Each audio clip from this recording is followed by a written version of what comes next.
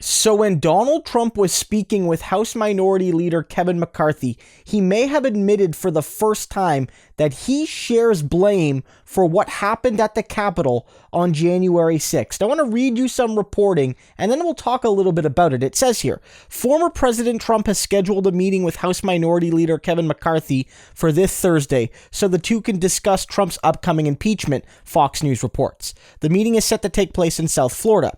McCarthy opposed impeaching Trump, but was open to a censure resolution. He has since criticized GOP conference chairwoman Liz Cheney's vote to impeach. According to a source speaking to Fox News, Trump told McCarthy he bore some of the blame for what happened at the Capitol. And so that's quite interesting, but I don't want you to think that this absolves Trump in any way. There's a few things that may be happening here.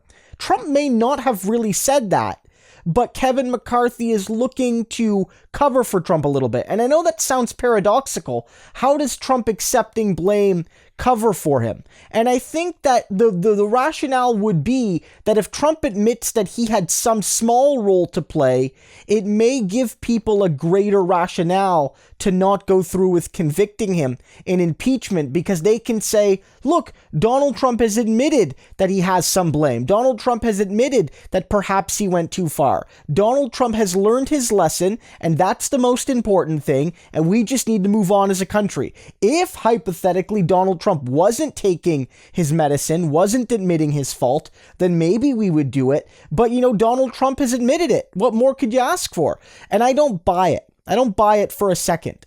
We need to really hear that. If Donald Trump really does want to accept blame, and he thinks that will help him in the court of public opinion / an impeachment court, and even maybe in a civil or criminal court, he needs to say it himself. We don't need to hear it, in writing from a third party. It's not good enough. We need to actually hear it from Trump. And I also think it's very interesting because as Trump is trying to suggest that he bears some of the blame, at least in a metaphorical sense, you're seeing a lot of Trump supporters blame Donald Trump as well. As more and more of these insane people, these stupid people who film themselves in the Capitol doing crimes are getting, rung up in front of a judge or what have you, a lot of them are saying, I wasn't really responsible for what I did. It's the president's fault. I did it because I was encouraged by Trump, as well as some other people, but mostly Donald Trump. And so I don't have any blame, or I don't have full blame.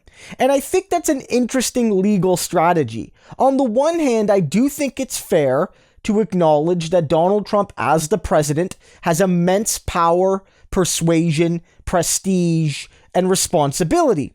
And that when he says something, it's not unreasonable to think that his supporters would be swayed by his words into certain actions.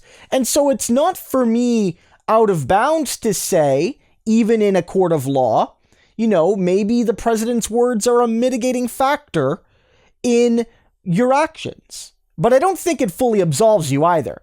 Donald Trump, if he did incite, and I believe he did, told that to thousands of people that day, tens of thousands, and still only a minority went into the Capitol unauthorized, right? So even if you make that argument, did he incite those people? Yes.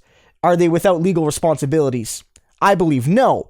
But the point is, Donald Trump isn't really accepting blame yet. He isn't. Him saying this to Kevin McCarthy behind the scenes, he's not accepting blame. Because Kevin McCarthy, you know this. He doesn't want to see Trump get impeached. It's still the Republican Party. He doesn't want to deal with a very angry, MAGA base. I know he's been impeached, but he doesn't want to see the impeachment confirmed. And so he's going to take this and say, I've spoke with the president. He's extremely remorseful. He's even taken some responsibility. But don't accept it. Right now, they're going to try to gaslight you, basically, into thinking it's time to move on. Couple weeks ago, right as this happened, Mitch McConnell and Kevin McCarthy were like, we can't impeach him now, it's too quick. And now that he's out of office, they're like, oh, he's out of office, there's no point.